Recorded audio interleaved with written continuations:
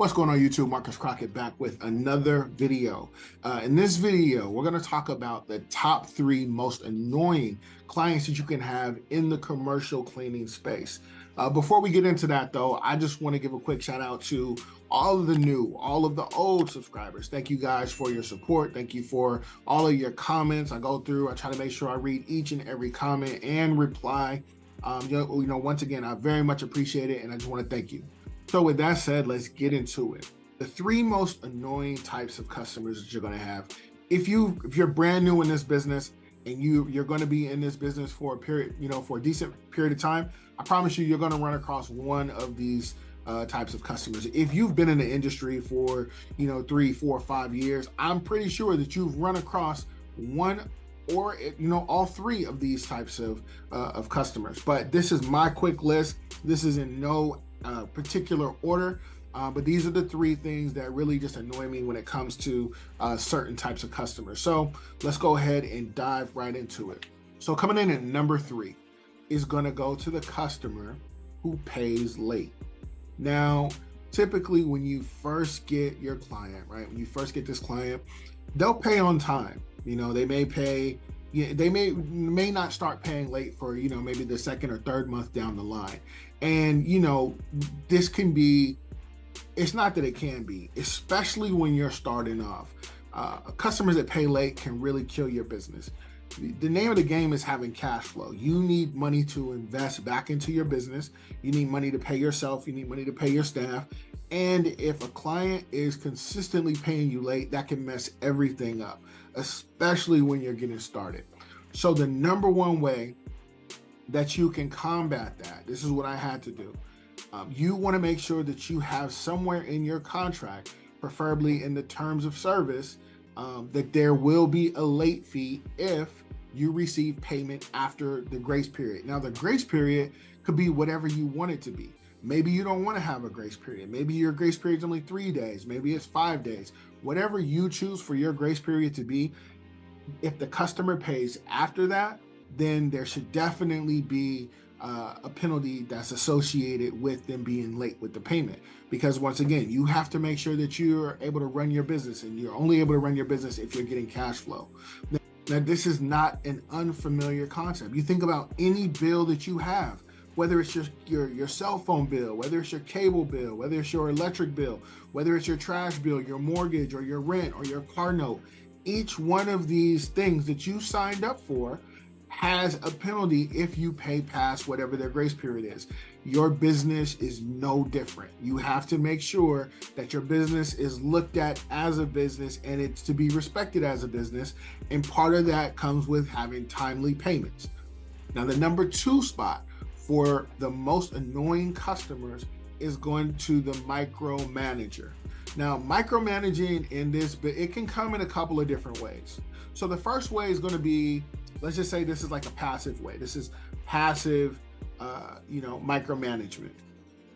Now, in all of our accounts, except for like 2 or 3, everyone has alarms, and everyone, all of the alarms now, like you get a notification on your phone whenever the alarm is activated or deactivated, they'll know, who is in the building. And not only will they get the notification, but like our company, we may have our own code, right? So we'll have a code, and then the employees have a code.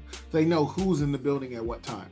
So this can, and it may happen to you where you'll sign up to do a scope of work, right? You'll take on an account. Within the account comes a scope of work. Let's just say the building is 2,500 square feet. In a carpeted building that's 2,500 square feet with one person, that's probably going to take you about an hour, right? So about an hour's worth of work. But if you have 2 people in the same space that would take one person to take an hour, then obviously it's going to cut the time in half. And if you add a 3rd person, it's going to go down even further. So what'll happen is the customer, the decision maker, they'll get a notification, let's say 8 p.m. that, the alarm is deactivated. And they work in this building every single day. So they know where everything is. In their mind, they're thinking, okay, well, they'll probably be out of there by, 9 o'clock, 9:15, whatever it is. But when they get a notification that says, okay, the alarm was deactivated by the cleaning crew at 8 o'clock, and they get another one that says, they're out of there by 8:45, you're probably gonna get an email or a phone call the next day to say, hey, everything looked okay, but your crew was only in here for 45 minutes. I feel like they may have rushed, or it should have taken longer. And that's when you come in and you let them know, like, definitely understand. In most cases, it would take a little bit longer, but because we want to give you extra attention. However, we have we've added more staff, so more staff are actually entering into the building with their own assignments to make sure that your entire building is getting taken care of. That's really one way to diffuse it, to let them know that we're having more people coming in, so it's going to take less time.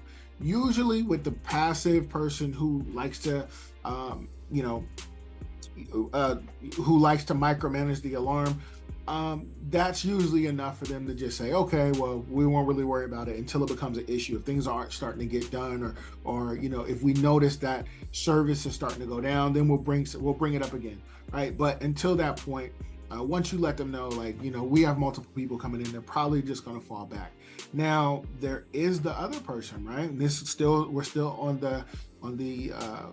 the passive micromanagement. Well, they'll just watch the cameras. They'll see what's going on, and oh, I noticed that your guy, he didn't they didn't mop in that corner, and we watch the cameras.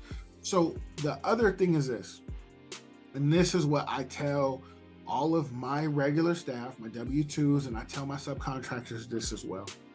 I said, assume that every single building that you enter has cameras. And whether you can see those cameras or not, assume they have cameras. There are cases where they do have hidden cameras. They're not that hard to install. They plug into different places. There are places that do have hidden cameras that we can't see. Completely fine. Our staff should not be touching or doing anything in these buildings that they're not supposed to be doing anyways.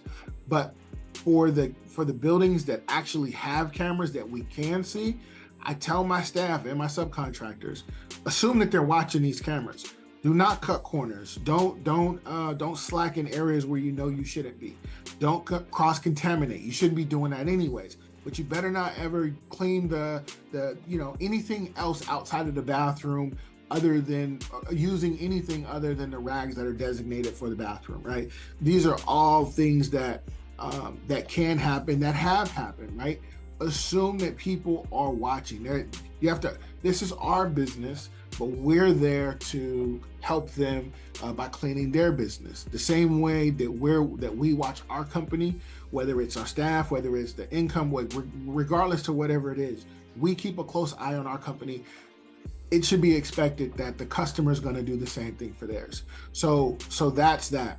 Now there's another side to the micromanagement. This is more of the upfront, in your face type of micromanager. I've had, in my almost 9 years now, I've had customers who will say, okay, you guys are going to be there by 8. Okay, I'll be there shortly after.